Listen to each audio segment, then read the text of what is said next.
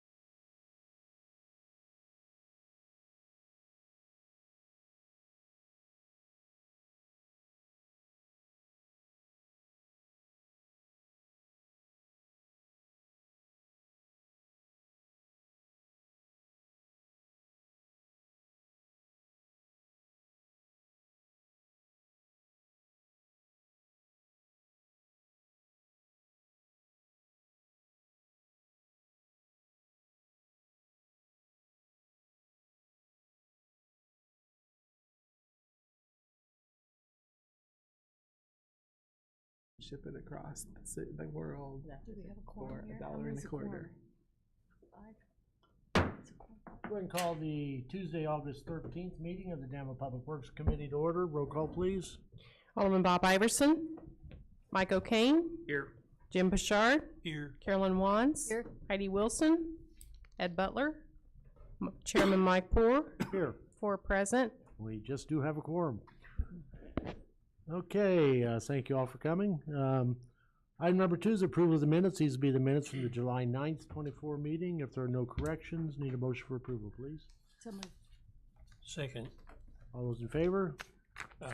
Opposed? Okay. Item number 3 is approve the agenda. We will be removing item 10M, the resolution authorizing lease agreement for a new street sweeper. We want to get more information on that before moving forward, so we'll be removing that. Okay? Which one is that? Yeah. M. 10. Okay. Okay.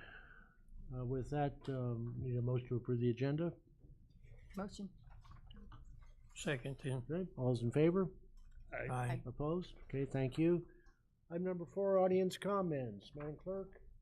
Thank you, Chairman. I do have one card. Betty Seidel of Danville regarding the Vicki Hogan Honorary Way. Okay. Go ahead and come to the microphone. Oh, Yes. This is your time for your audience. Miss Betty, we always let our guests go first. Okay, well, thank you very much. And we have 3 other people here that have gone to the mayor. And is it on?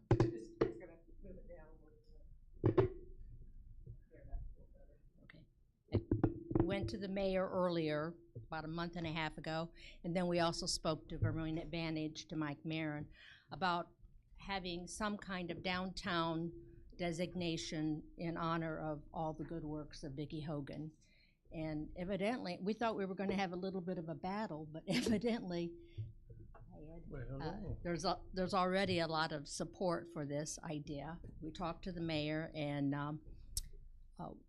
what we thought was at least starting with 1 block, but now you've expanded it to more than 1 block, where Vicki did most of her good work on behalf of the county and of the city of Danville.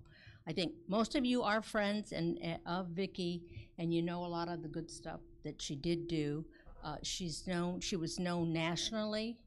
The U.S. Chamber of Commerce gave a lot of accolades to her, and there's a lot of articles written up about the things that she's done, especially in regards to her School to Work initiative in all of the schools in Vermilion County. She did a lot of work to build that pipeline of young people to make sure they were aware of all the opportunities here in Danville and the surrounding area, so that some of them would consider staying or coming back if they leave and go away to school and come back, and so that they have a greater awareness of what the opportunities are. Also at the state level, she was several years, I think almost a decade, served on the Economic Development Board under a couple of different governors. So she's recognized at all those levels. She also had, I'm sure most of you know, she was nominated and is one of the designees on the Wall of Fame at Danville High School. A lot of the civic organizations did recognize her. So we felt that there needed to be something more permanent that would be a high profile, and I think that it's a start, the Vicki Hogan Way, to have Walnut Street having an honorary designation towards all the work that she did to make our community a better place to live. Are there any questions? Thank you. Thank you very much for considering this. Come back next week, too. We'll be back next week. That's all I have. Okay. Thank you very much. Anyone that didn't fill a card out wants to speak? Okay.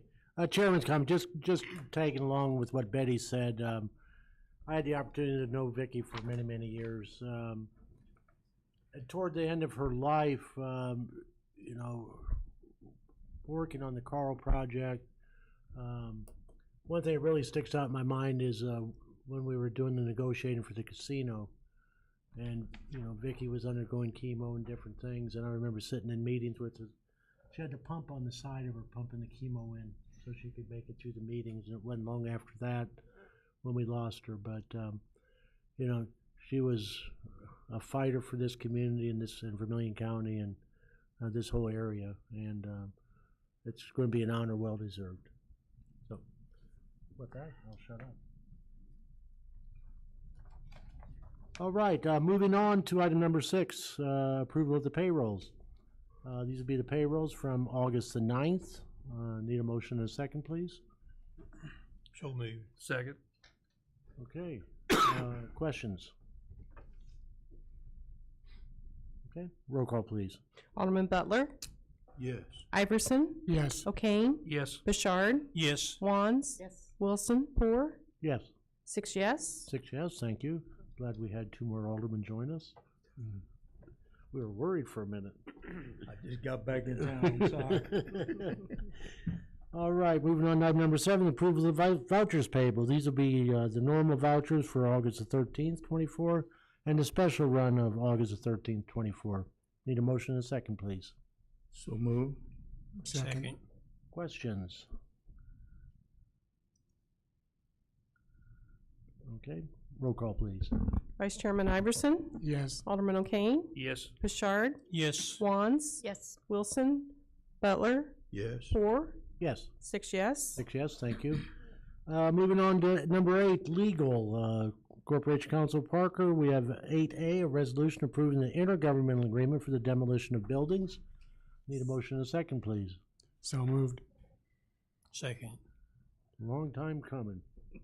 It is. All righty, what can you tell us? Well, what you have before you is a resolution where the city and the county, Vermilion County, wish to enter into an intergovernmental cooperation agreement providing for the demolition of Breezy Tower and the annex. And this resolution is seeking approval for this agreement to be approved and adopted, and granting the mayor and the city clerk authorization to execute it on behalf of the city. And the agreement is attached. If you have any questions, either myself, and we also have, this has been negotiated over some time. We also have, in addition to the mayor, we have the Public Works Director, Mr. Rui, and the Community Development Administrator, Mr. Kronk, are here, and I'm sure they can address any technical details involved with the demolition. So if there's any questions. Yes, I have one question. I've been reading that myself. I'm trying to understand. So we need their permission to demo the annex. I know they were in the annex. Yeah, so the whole purpose and summary of this intergovernmental agreement is to have a much more competitive and cost-effective bid for the demolition, because as you can see, you can't just tear down Breezy Tower and not impact the annex. So the inevitable was to strike a deal to partner with the county to do a partnered bid, and the agreement in front of you kind of explains on how that split will happen. So it's to save taxpayer dollars in the long run.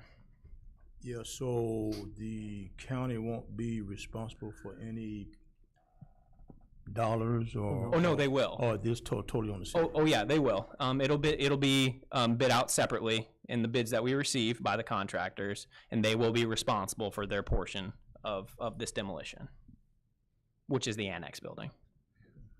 Yeah, the annex was owned by the county, but Right. Yeah. part of the intergovernmental agreement, and this is something we've been working on, what, a year and a half, 2 years, Mayor? And Leon finally got it done, but, you know, so the county would give the city the control to be in charge, basically, of all demo. And then they would reimburse their portion prorated on the whole project. So they'll be paying for demolition of the annex, and we'll be paying, but as Logan explained, you know, the cost effectiveness of having them both done at the same time. Yeah, okay, that cause it's been going on for years. Oh, yeah. 20 years ago, You're 20 right. years ago, maybe it could have been safe. But, The county paid the bulk of that expense. no, Just theirs. So, just theirs. Just the annex. yeah, it's, Yeah, we're- on the annex. yes, they're gonna pay for the expense, incurred in the demolition of the annex. The city will pay for Breezy Towers. There may be some expenses that maybe, go in together on if there's an issue that involves both. It's just more cost-effective, to take them down at the same time. Sure. As Mr. Cronk pointed out, it'd be really hard to tear one down without impacting the other. Exactly. So it saves the city and the Yeah. county. This is literally just giving the city of Danville the administrative rights for this demolition process. Okay.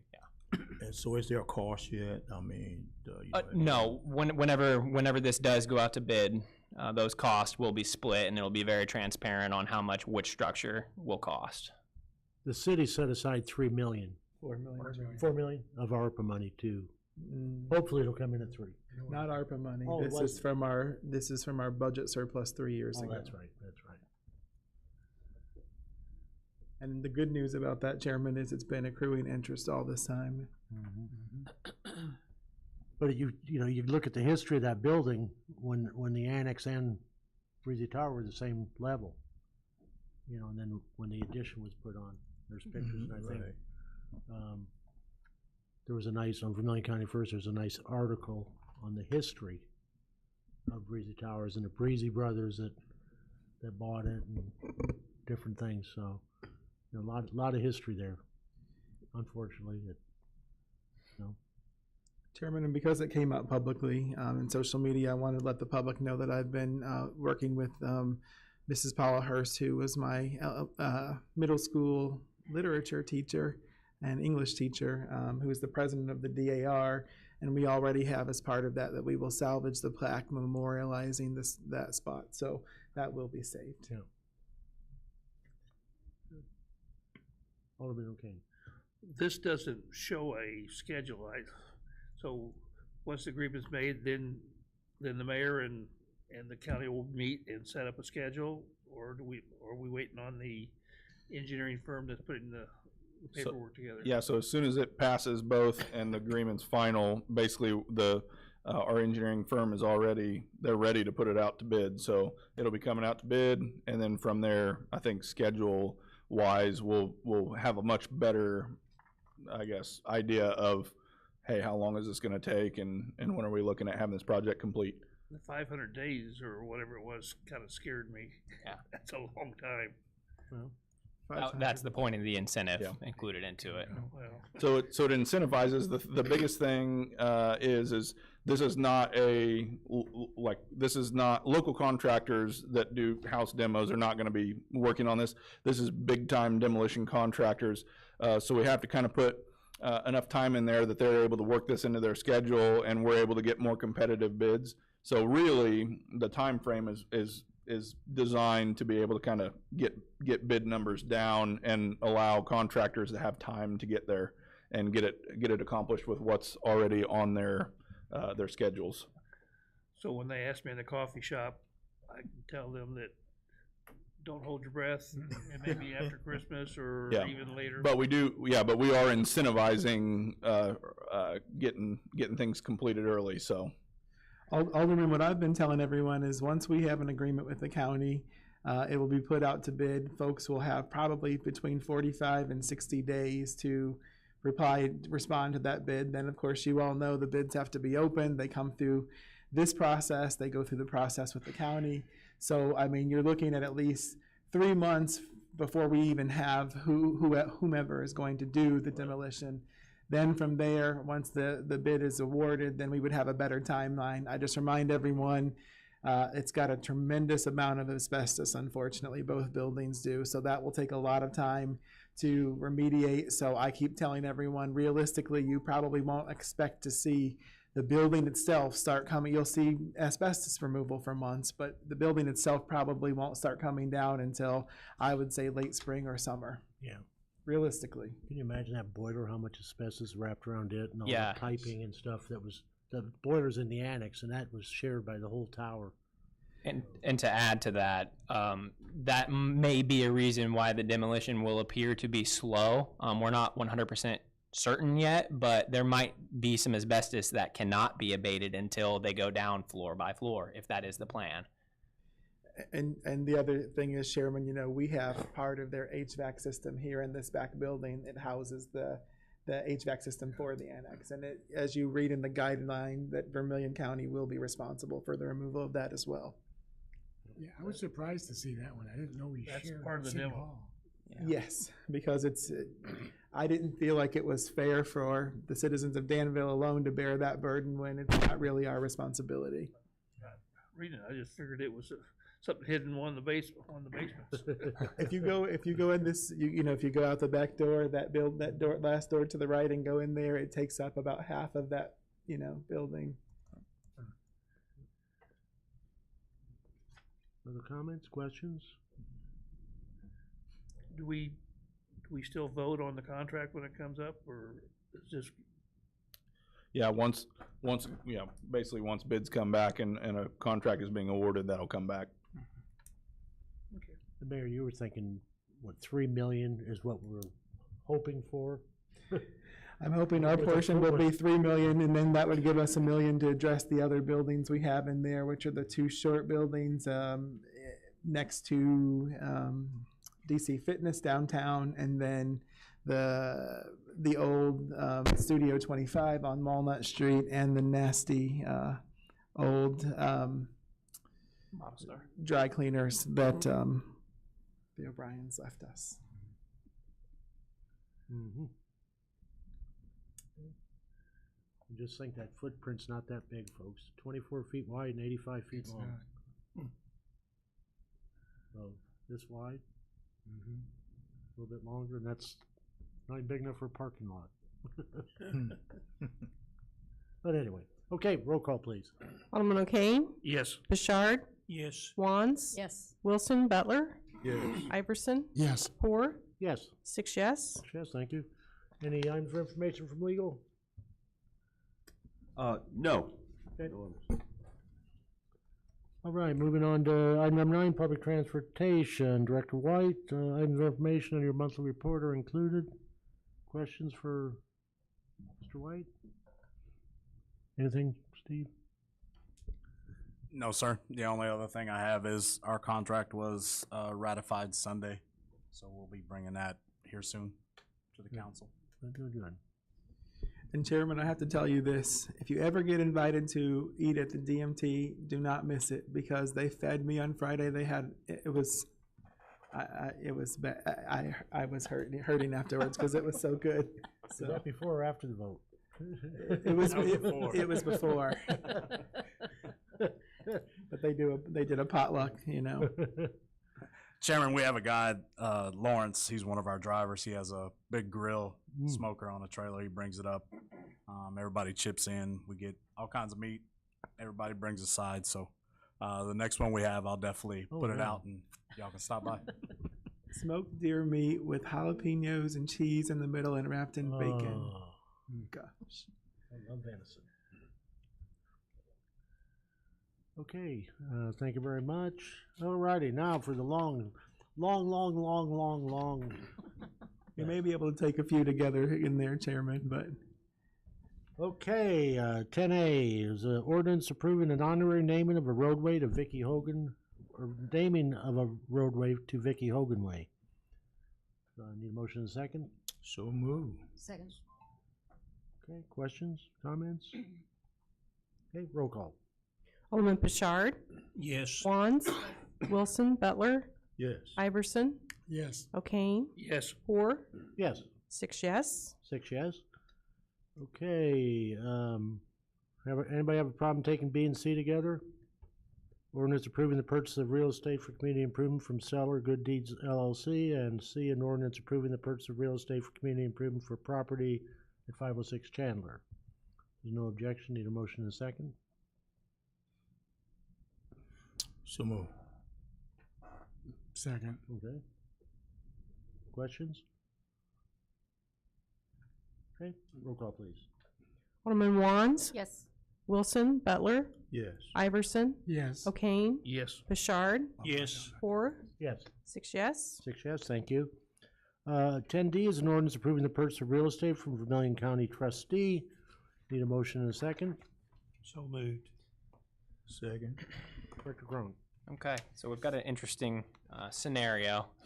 Full disclosure, we received very little notice of when the actual surplus county auction was going to be occurring, which was last night, which didn't give the city a sufficient amount of time to bring this resolution for acquisition. Typically, we like to bring the resolution before the auction. That was not possible at this time. So I did attend the surplus auction last night.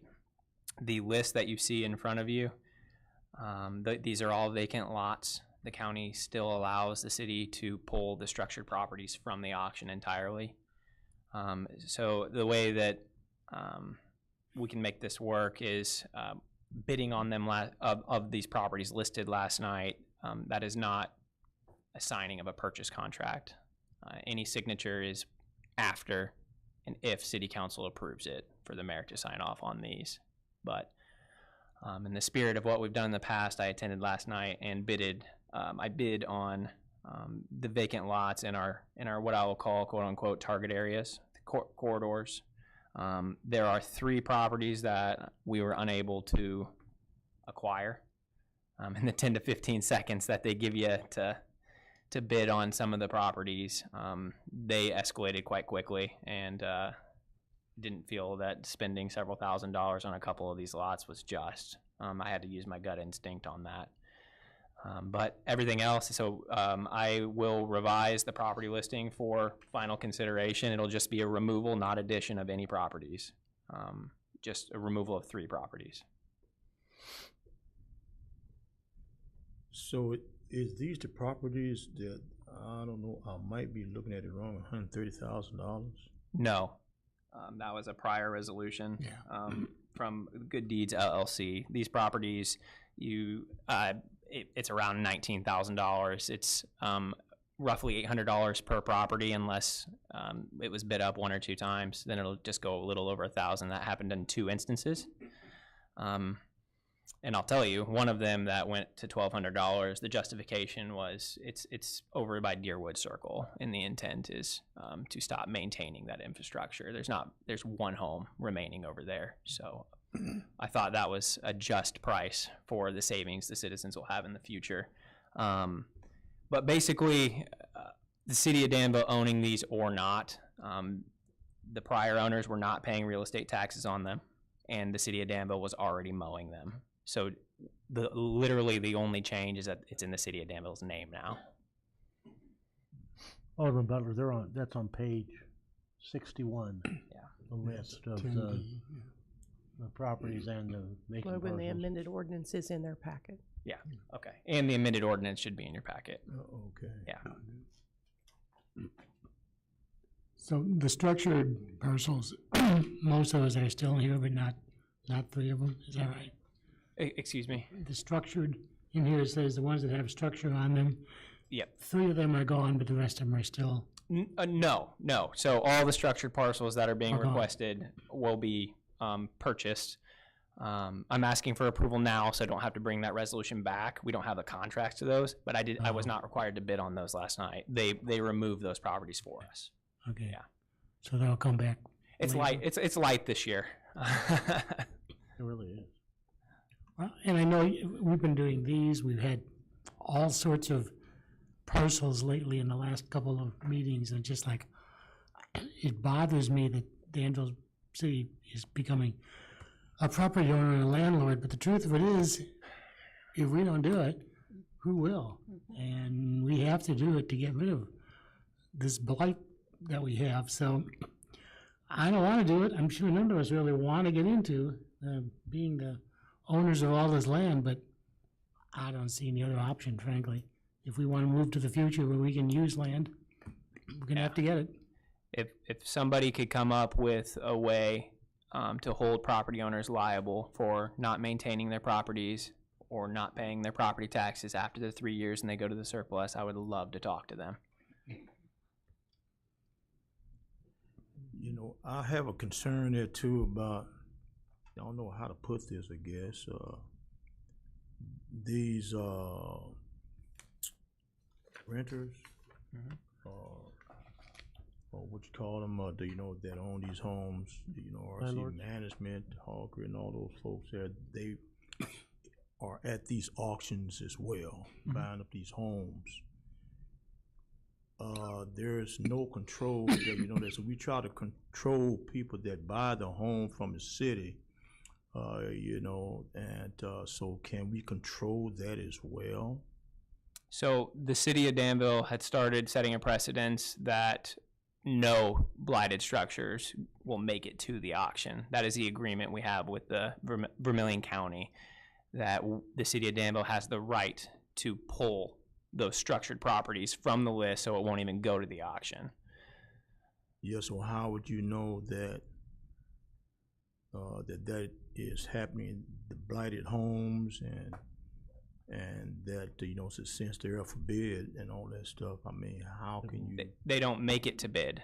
Oh, The city pulls them and they don't make it to bid at all. so the county works with you there, then, what you're Correct. saying. Yeah, the only properties that we have to bid on are vacant lots, and vacant lots that we have not done a prior demolition on. They allow us to take vacant lots that we've already done a demolition on as well. Okay, thank you. Other questions? Okay, roll call, please. Alderman Butler, Yes. Iverson, Yes. O'Kane, Yes. Bouchard, Yes. Wands, Yes. Wilson, Poor, Yes. 6 yes. 6 yes, thank you.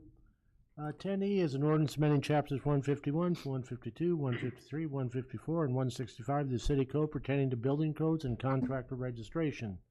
Need a motion and a second, please? Second, but only if you read all that again.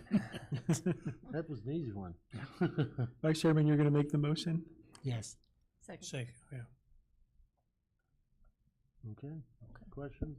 Who wants to take this? Yeah, Alderman Butler. oh, go ahead. Yeah, so essentially what you see here, it's been a long time coming. The current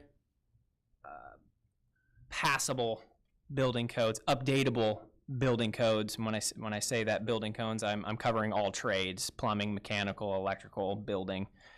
Will be updated from the 2012 to the 2021 versions of the ICC code books. So that's the 2021 building code and the 2021 mechanical code.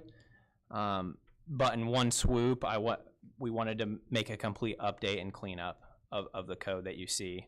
A lot of the changes in the draft that you see tonight are numbers. Not a lot changed between the 2 years building code wise. Some did, but they just shuffled a lot of chapters around essentially. So you'll see a lot of numbers changing. You'll see a couple of updates to the electrical code, which is not an updatable building code. We just the city of Danville adopts the most up-to-date electrical code, and the plumbing code is state. It's a state code, so that automatically updates as well. There's been minor just revisions and cleanup items in those, but nothing that will affect really building. So it's a lot of just administrative changes to go from 2012 to 2021 building code. Yeah, so these codes that then, the city's not inventing codes that's contrary to the state or federal guidelines. These are the ICC, which is the Illinois Code Council code books that we've adopted since 2000, roughly. Yeah. So Alderman, we're just adopting the state ordinance as our own. Yeah, this and I will add, this is a must. We needed to go from 2012 to, this isn't even the newest version. We'd like to be just a little behind because, you know, right when you reinvent something, there might be errors. Right. Let's let those kinks be worked out. If there was a national disaster, our building codes were so out of date that we probably wouldn't even be covered for any federal or state funding. Alderman Butler, anything else? What, big part? Any other question? Oh, no. Alderman O'Kane. Well, in the past, we've 112, we've always had a few exceptions. Mm-hmm. What have we done with the exceptions? The fire sprinklers and stuff Yeah. like that? Kept them the same. So we've kept the exceptions? on Same those? exceptions, no changes. So what Alderman O'Kane is talking about is, for example, in the new code, it requires any new home that's built to put in sprinklers. Well, I mean, that's probably a $5,000 to $10,000 additional cost for folks. We don't feel that it's something that's necessary, so we've exempted that. But most of the rest of it is adopted just as the state suggests. If there's any more technical questions, please reach out. We have licensed inspectors for each trade. So, for example, there is one minor paragraph to the electrical code that's been updated. I don't understand it. Our licensed electrician placed that in there for safety reasons. So please let me know if you have a question, or they will be in attendance likely next Tuesday if you have another question then. But to answer your question again, no exceptions have been changed. We've just updated the numbers. There was something, I can't see it right now, about straw board or something like that. It was highlighted yellow. What is that? That's that question that I was referring to that we'll have to seek clarification on. Where's it at, Mike? Well, let us know next week. Okay. And so you mentioned something about sprinkler systems. Is that just in new homes, or not new home, but new buildings? Yeah. So Or new or remodeling, or how does that work? yeah. So it just depends. It all varies on use and square footage. So if you have, I'll give you a crazy example, a petroleum storage factory. It's 15,000, 20,000 square feet. You're probably going to be enforced to have a fire suppression system. And if you have a structure a residential property, for example, you're not required to have a fire. It just depends. It's so hard to put out actual pamphlets to tell people what they need when they need it, because it changes for every single thing use-wise. Mm-hmm. Yeah. Yeah, okay, there, because I see our schools and other buildings is, doing remodeling, and they're not required to put in sprinkler systems. Yep, But it they just are. depends. Yeah, Yes. and it just depends on the extent of remodeling. There's percentage factors, cost factors, things like that triggers. Change in uses, you need to bring things up to code, like accessibility. If you're changing use, you need to make your bathrooms accessible, things like that. It all just depends, and you'd have to read a 500-page book to understand it, unfortunately. Right. Yeah, Sprinkler in elevators. yeah. That's a code. Sprinkling the elevator. Sprinkler in an elevator, yes. Yeah, okay, all that electrical Yep. stuff that's in the Code. elevator, then it's going off, you're gonna get shocked on the inside of the It's elevator. huh? required. Church right over here just had to have it done. Bethel Lutheran had to have a Is that right? new elevator and had to put a sprinkler system in it. Yes, my grits. Anything else? Okay, roll call, please.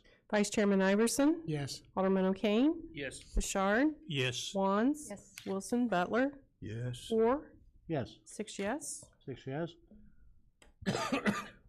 No objection, I'd like to take G and H together. They're both approving the purchase of, one's approving the purchase of a 2023 light duty. Excuse pickup me, truck. Chairman, we're ready for F. We need F as well. You can take F, G, and H together. Oh, I'm sorry, I already. F, G, and H together. Yes, sir. F is amending the purchase order to Martin Equipment for repairs to John Deere 544 cab. G is approving the purchase of a 2023 light-duty pickup truck for the Public Works Department. H is a resolution approving the purchase of a 2024 heavy-duty pickup truck for Public Works Department. No objection, need a motion, take F, G, and H in a second. So moved. Second. Okay, questions? Okay, roll call please on F, G, and H. Alderman O'Kane, Yes. Bouchard, Yes. Wands, Wilson, Butler, Yes. Iverson, Yes. Orr, Yes. 6 yes. 6 yes, thank you. 10I is a resolution amending the matching funds for Section 319 grant funds for the Steam Bank stabilization within the Lake Vermillion watershed. Need a motion and a second, please? So be. Second. Questions? Whose money is it? Okay, this would be, we had a resolution that was passed back in, as you read through this resolution in 2021, approving an application for a Section 319 grant. That's simply an IEPA Clean Water Act grant that they throw out for doing stream restorations of this type of project. So we were partnering with the Vermilion County Soil Water Conservation District and their consultant at the time, and the estimate came in for the application was around $130,000 for the work to be done. This is located, the work that is going to be done here is going to be just north of Poland Road by 5 and 9 Poland Road. If you know where the Poland Road pump station is, the city owns that. It used to be Lloyd Lucas's vacant lot there for years. They were trying to sell it, and the city took it over when we did the Poland Road pump station upgrades back in 2014. But there's extensive erosion, bank erosion happening along that stream going through there. Also coming from Poland Road, there's a unnamed tributary or ravine that T-bones right into this one, and there's a lot of erosion that's happening. So this is a good opportunity to take Section 319 dollars and use that in combination to our matching funds. Well, in the application, if you read through the resolution, it states that our matching funds be approximately $64,000. Now, we just got the plans from the consultant, and to do the work that needs to be done there, the estimate came in around $212,000 and change. So I went back to the consultant and said, you know, we've got a 40% match. Are you going to adjust that? And they said, no, we've only got X amount of dollars, because there's about 5 different projects that's happening under this grant that we piggybacked on, so to speak. And so I said, well, what is the amount that we're going to get when it's all said and done? And he told me approximately $79,000 is what we're getting back. So I brought it to Director Rui's attention that, well, we're obviously going to exceed the $64,000 match here. And so we discussed it internally, and we felt, well, this is still a good opportunity for us to utilize Section 319 grant funds and not lose it. Because if we deny this, then basically we're just not going to have that, and the project won't go forward unless we want to pony up all the money for this, which this hasn't been out to bid, by the way, either. This is just engineering cost estimates, so I want to disclose that as well. So based on the latest engineer's cost estimate, we estimated that we would be contributing about $162,810. So it's about $100,000 more that we'd be needing to add to do this project. So that's why we're bringing it to Public Works and to City Council to ensure that. So just for even a little bit further clarification, back in my operations days, we got called out for a sewer backup out there. I don't remember exactly what was happening, but anyway, I know upstream from where that lift station is, to the east, we were doing some investigations, trying to get inside the pipe and track where everything was going. So I got called out there, and the guys were like, hey, we're going to need a 16-foot ladder. And I'm like, why do we need a ladder? You guys got to get inside of a manhole or something? And they're like, no, we got to get to the manhole lid. So I get out there, and the bank has eroded so bad that a manhole that used to be within the bank to where you could walk up to it and pop a manhole lid. I walked up to it, and in the middle of the creek, water's flowing around both sides of the manhole, and the manhole's like 20 feet in the air, the lid is. So it had exposed and eroded that much over time. So definitely a project that needs to happen, just to make sure that we're stabilizing banks. And so anyway, as we talked through the project and the needs of the project, getting a little bit of money to do a project's better than nothing. So what are we estimated we're going to receive? 80? The consultant said around 70, it's just a little less than 79,000. It's 78, I had it written down here somewhere. $78,964, and he actually added to the cent, 28 cents. And he had used the matching fund percentage for both design, engineering, and consultant. So we're boosting the original 64 up to 162 is what our portion would be, another 98 grand or so. For a project that's much needed. That sounds like more than a 40% match, though. Am I missing? That's what I was trying to calculate in my head. Okay, 200,000 for, that's 80,000. You are correct, it is more than 40%, Yeah. but because of the funding that they got with the Section 319 grant, they only got X amount of dollars. So we got a portion of that, but when we did the true cost estimate at $2024 versus $2021, it's a lot higher. So we're basically getting 79,000 and giving 162,000. Right. Or matching, yeah, or Yeah. giving, yeah. We're getting about 30. Yeah, interesting. We're paying 66% Yeah, now. I was gonna say, it's not 40%. Sadly, that's the way all these Well, I bids mean, are everything went going. up 40% after COVID. Yeah. I mean, let's face it. I hope there's a time where we get to come and say, hey, prices have dropped. Yeah, no But- kidding. Uh, Okay, other questions? Roll call, please. Alderman Aye. Pashard, Yes. Wands, Yes. Wilson, Butler, Yes. Iverson, Yes. O'Kane, Yes. Hoare, Yes. 6 yes. 6 yes, thank you.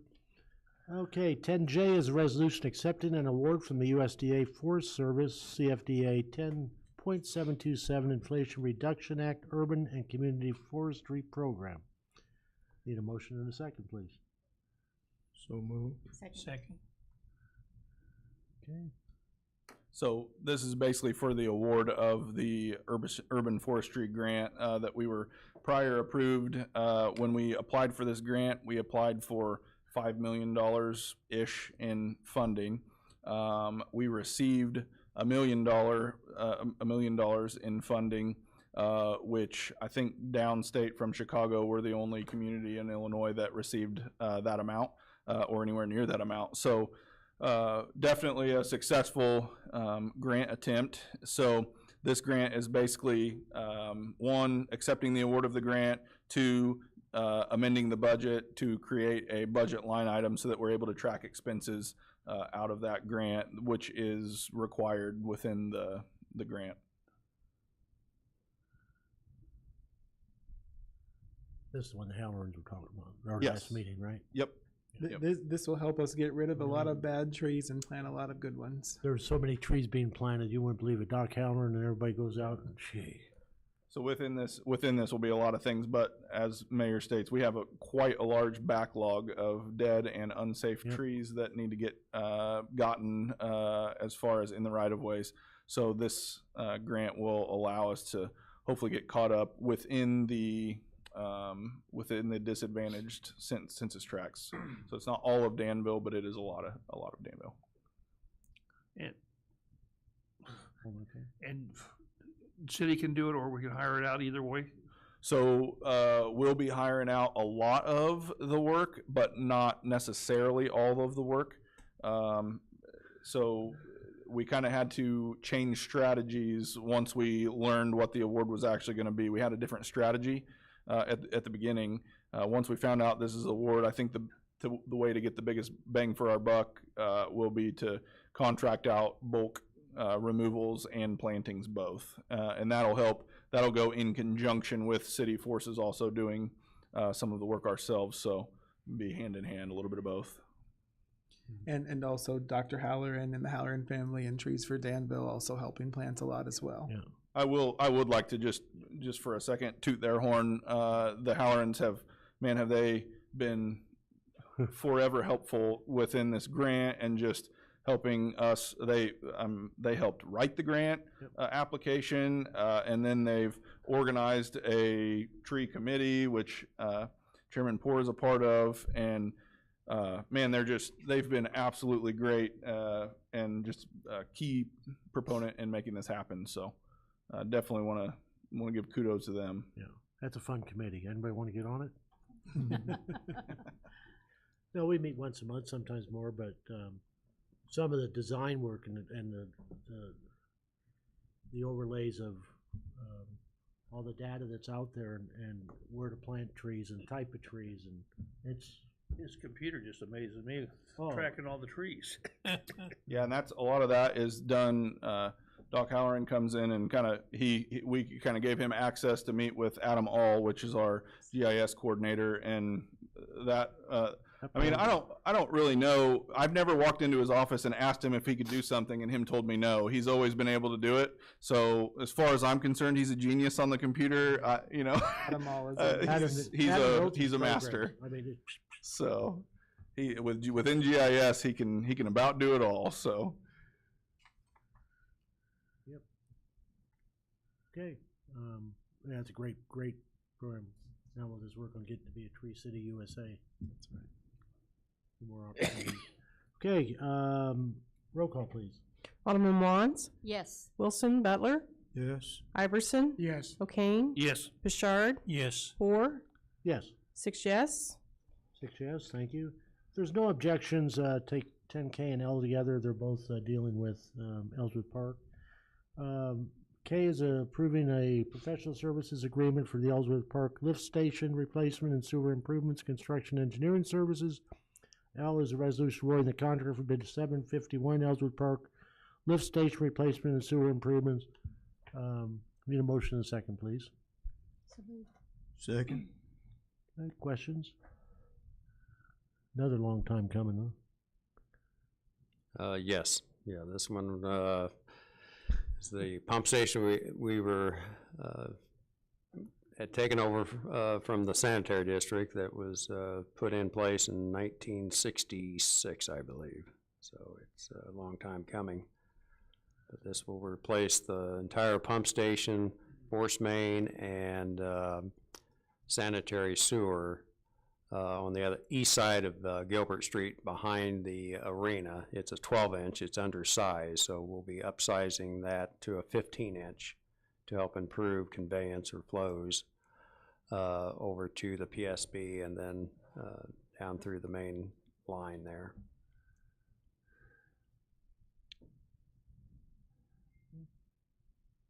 Any technical questions? Make the bad stuff go away, Chairman. That's what we do. Yeah, this See that back up pump there? station actually drains the entire heights and all of South Gilbert Street. It actually picks up from the 5th Street, what we call the 5th Street pump station, but all the South Gilbert area there. And then it has some reach up just north by Carl. There's an area that it drains all that as well as far as the sanitary sewer. So it's a pretty large drainage catchment, what we call catchment areas for sanitary sewer flows. And the pump station itself, just to give you an idea, the proposed ones, it will be 40 feet deep, the wet well. Yeah. And they will be getting into the shale rock in order to construct this. Also, just to remind you guys, this is the same lift station that probably 3 or 4 months ago. Memorial Day. There we go. Yeah. Memorial Day weekend went down, and I had to call Eric on the weekend, and he came out and helped kind of get everything set up with bypass pumping. So we've been bypass pumping around this lift station because it failed. So we almost made it. When I called him, he was like, "Well, we're about to go out to bid for that." So we were close, but missed it by a little bit. So Remember that backed up one fall festival, I think. Yeah. Oh my gosh. What a mess. Is that the same kind of lift station on the east side of the memorial, the bridge going across the lake? Is that what that is, there too, a lift station there? that pump all, you know. You talking down there by the old Bullock location? That's where what we call the Fifth Street pump station. I think he's talking about. Oh, you're Denmark. talking about the one on Lake from, over Lake Vermilion toward the boat club? Lake Vermilion. Oh, yeah. Okay. Yeah, that, we have a lift station there. Yeah, that's okay. a newer one that we Do put they in. have some kind of filter there, man, to go on that stuff? Man, I mean, the odors, it smelled like, Great Creek Road down there when you go by there in the wintertime, summertime. Okay. Man, it stinks. Sewer. Sewer, that's why I asked if they're in the filters there, you know. Yeah. Use your imagination. Mm. Okay. Questions? Roll call, please. Alderman Butler, Yes. Iverson, Yes. O'Kane, Yes. Bouchard, Yes. Wands, Yes. Wilson, Poor, Yes. 6 yes. 6 yes, thank you. 10N is a resolution approving an application to the Illinois Department of Natural Resources for fiscal year 2025 OSLIDE grant program. Need a motion and a second, and somebody tell me what that acronym stands for. Outdoor space, outdoor space, land acquisition and development. There Right? you go. That's it. So move. Second. Okay. Questions? Okay, roll call, please. Vice Chairman Iverson, Yes. Alderman O'Kane, Yes. Bouchard, Yes. Wands, Yes. Wilson, Butler, Yes. Poor, Yes. 6 yes. 6 yes, thank you. 10O is a resolution authorizing application to ITEP for the funding to design and construct the North Bowman and East Voorhees pedestrian accommodations. I'll need a motion in a second.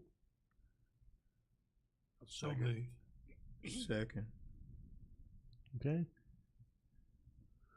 Yeah, this one is an application, our second application for the ITEP, which is the Illinois Transportation Enhancement Program that Illinois throws out every approximately 2 years or so. They'll throw out applications or accepting applications for monies up to about $3 million for projects. And we've utilized ITEP funding in the past for example, the Denmark Road project. We had ITEP funding there.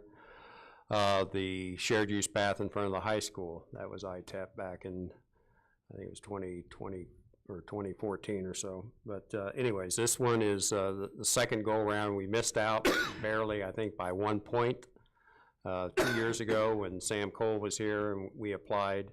So we're reapplying this time, and we should be getting it this time, I believe. Where would that new construction start at on Bowman? What area? Okay, it would start at Crestview, where we left off in 2014 when we did all that work north of there, and it would continue down to Casey's, then across to Voorhees Street, and then it would continue east all the way to Michigan Avenue. Okay. Yep. You know, if you ever drive through there, there's always folks out on the street. I'm always afraid someone's going to get hit and get hurt. So this would give us a great opportunity to help people be out of the street and then also connect them to work opportunities as well as shopping opportunities at Heavenly Square. that's what I'm saying, was Heavenly Square, that would be great. As far as shared use paths go, this is one of, there's a little bit more left, but this will be one of the final legs to really get a good wide sidewalk where someone's able to really walk kind of a big square in the middle of town as well. So that'll connect everything clear up to Winterview Park and so on down Winter. Will Voorhees be on the north or south side? North. It'll be on the north side, yeah.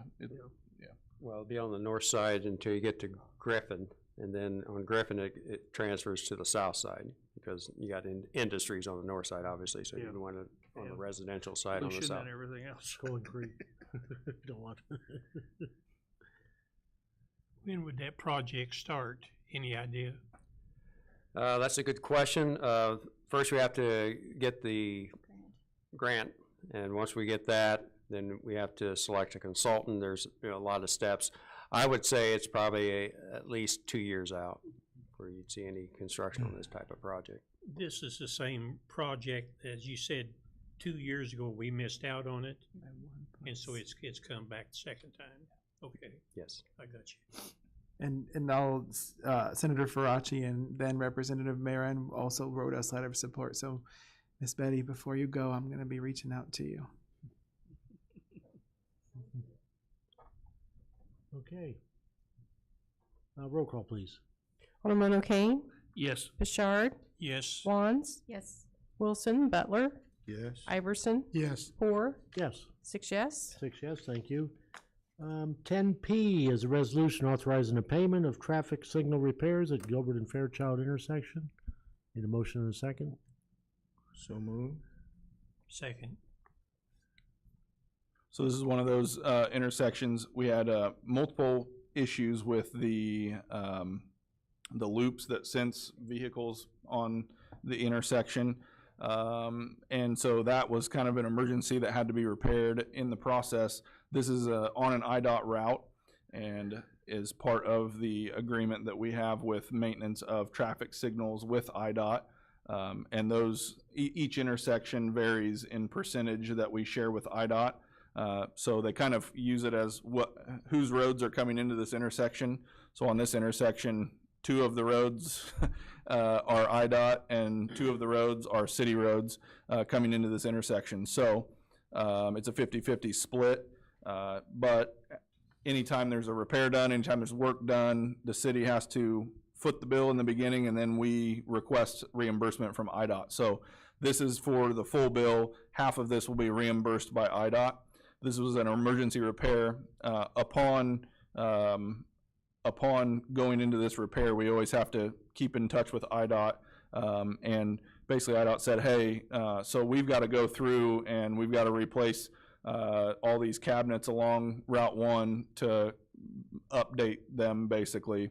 I can't get into too many details because I don't quite understand them, but basically it is one of the pluses to the new cabinets is there will no longer be loops. So I happen to know, and anytime engineering over here goes and does any work and rips the loops out, it costs us like $7,000 per loop, like per lane, to repair. Or if they just so happen to get broken, and that happens quite often, where that they're broken for who knows whatever reason, whether it be freeze thaw or anything else. So they're just a maintenance nightmare a little bit for our electricians. So updating this cabinet basically makes it to where it'll be camera sensed, so there'll be cameras mounted on the mast arms that are watching for cars. When cars come into the intersection, that senses it and it triggers it that way instead of the loops that are in the road. So we'll no longer have a need for the loops in the road. It'll be done by camera. But all of that also costs a little bit more to upfront do. However, long-term saves a lot of money as far as maintenance and installation of new loops, because once a loop goes bad, you can't really find where it's bad and fix it. It's just you replace it. So that can get costly over time. Mm-hmm. So to the public, we are not putting traffic cameras in to give you tickets. Yeah, this is not to track them for that. It's simply to sense that a car is at the intersection and waiting for its turn. So. Alderman Butler. Yeah, I got a little question here there, speaking of traffic entrance. I noticed there right there on the corner of, what's that, Chester and Jackson Street up on top of the stop sign. Yeah. You got a little windmill. I mean, yeah. What is the purpose of that? Well, the fact that you're asking about it is the purpose. So we had, obviously that's an intersection where even with me, knowing that it's there and knowing the streets pretty well, it's snuck up on me a few times as well. That is simply trying to do our best to call a little bit of attention to the stop sign and catch someone's attention. So that's what those contraptions are used for. A lot of people have asked, hey, can we just get a flashing light so that people notice this stop sign? The problem is it's in a residential neighborhood, and those lights are very bright. And you're talking blocks of people from all around have those lights flashing through their windows at all hours of the night, always. So this was our solution as a way of, hey, we're not gonna cause people to be up all night, but you know, the breeze kind of keeps them spinning a little bit and helps catch people's attention. That's all those are. Alderman, you probably saw them on Griffin and Williams as well as a couple other places. It's just a way to give. It's just a way to give a little bit more attention, to keep people safer. Yeah, I'd like to get one of those here on my corner there too. It was finally a wreck. Was there? There, a young lady there ran that stop sign, and I thought my tree was in the way, and I kept cutting the tree up, and you know, and they still ran the stop sign. Understood. Yeah, man, if y'all can get me you know, a couple of those, I can put them on myself there. You know. Take her cell phone away from her. Yeah, because it's scary right on that corner there, you know, and it was finally a wreck. And you know, I'm glad the young lady didn't get hurt there. She ran the stop sign, hit a truck, and y'all up on my land, and I mean, yeah, now I got to fill it in with dirt. Understood. And tell your kids to go into the trades. Look at those prices for labor. Mm-hmm. Yeah. Wow. Okay, roll call, please. Alderman Pashard, Yes. Wands, Yes. Wilson, Butler, Yes. Iverson, Yes. O'Kane, Yes. Poor, Yes. 6 yes. 6 yes, thank you. Items of information? I've got, Alderman O'Kane, I think I've got your answer, for straw bale construction. Is that, it's in the ordinance, it's under residential code. And, there's been an appendix added to the new code for straw bale construction, which is timber and straw bale for efficiency purposes. Heck of an insulation. And sometimes they do it with clay as well, a mixture. Sounds like a fire hazard. But It does, yeah. So and that's why the building code probably exists now. Where you lay logs, you stack logs for a wall. Mhm. Yeah. Yeah. See the Sounded word good back in straw. the- And then as a good positive update, we have expensed out and paid for our final invoice for the IDA Stronger Communities Program. That's $399,000, and it funded 26 demolitions straight from Illinois Housing and Development Authority. So I will be requesting from the state of Illinois this month $399,000. You couldn't go $1 up. No. No, that makes it sound better. Yeah. Okay, Alderman Iverson. I just have a comment. I'm noticing about Dave Rui as the director. I think you're the first director who's actually got down to letter Q in the items you brought to the city council. I don't know that I should be proud of that. I'm not, I still noticed. I didn't say confident. I've had Z's and double ABCs before. We have, but it's been Yeah, it's been a while since we had double. Yeah. I decided since these meetings without Sam have been going so short, we needed to really lengthen them back out. So Just think how long it would be if Sam was presenting down to like. I don't want to. Nights are getting shorter. You're gonna go home and grill out. Come on. Okay. Speaking of closed session, there is no need. Item 12. 12A is a discussion of the compensation administration guide. I want to thank Vice Chairman Iverson and Vice Mayor Teague for their feedback. Continue to incorporate that and work on a strategy to bring to you all. If you all have any additional feedback, please do provide that so that we can get where we want to be.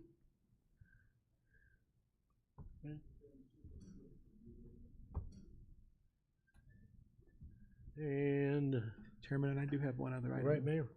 I want to congratulate Donna Carlton-Vish. We have some special people who work really hard in this community, and she was just named, sworn in as the national chairman of the AMBUCS. So we have a national chairman here in our community, and I just want to thank her and AMBUCS for everything that they do for our community. It's much appreciated. You know, we see people like her. We've seen Vice Mayor Teague and others get honored recently, and we just, whenever people do good things from Danville, we want to make sure that they know we're proud of them and we appreciate their efforts. Okay. Committee members' comments? Yes, I'd like to thank, our group of young men and ladies for the job well done of finding different grants and stuff that help out the city. I see a lot of construction that's going on in and around the city, and it kind of give our city a little facelift. And, I know sometimes that you don't get that credit sometime there, but I really appreciate it, and just keep up the good work, and we can try our best to encourage the neighborhoods, the people to try to help keep things straightened up as well. Yes, so I really appreciate it. I'd like to second what the alderman said, because I'm frequently asked about taxes, and, whenever I tell them what the property tax pays for in the city, which is nothing, they say, well, where the heck you get, the money? And grants is like a huge answer to that. Exactly. There's a lot of the work that we wouldn't be able to get done otherwise. Mhm.